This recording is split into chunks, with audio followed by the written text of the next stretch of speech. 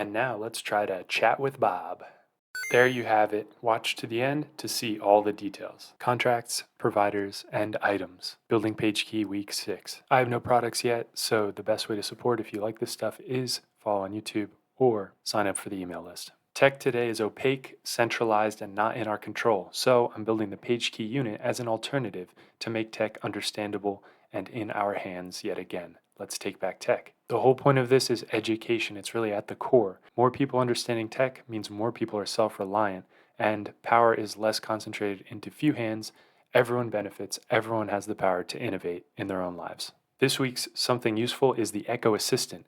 It just takes what you said and repeats it back to you, but eventually this can be a large language model. I'll show what it looks like to create this assistant and interact with it using the new Hex CLI that I just built. Let's jump into the demo. First, we'll register the Assistant app. It registers a contract which says what to do and a provider which says how to do it. Then we can list everything so far, and we can try to create an assistant named Bob. It's telling us we forgot the model name input, so let's provide that now.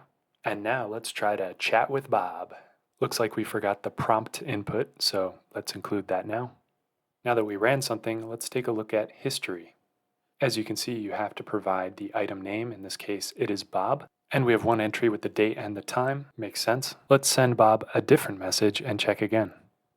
There's that second history entry, just like you would think. If you look in your home area, you'll see even more details that are captured, including the exact inputs and outputs. So if you couldn't already tell, I started over again this week. It's at least the fourth rewrite from complete scratch. I'm not ashamed to admit I did a little vibe coding. I reached 100% test coverage at one point, but it did slip down to 86% while I was quickly adding enhancements. Tons to do from here. First of all, make this actually useful by plugging into Olama for real local LLMs. Then, most importantly, make this something that anyone can use. Then maybe I'll re-implement in Python, but I'll definitely have to go to Go or Rust eventually. And then finally, I'll have to add back the feature that lets you unit test your providers.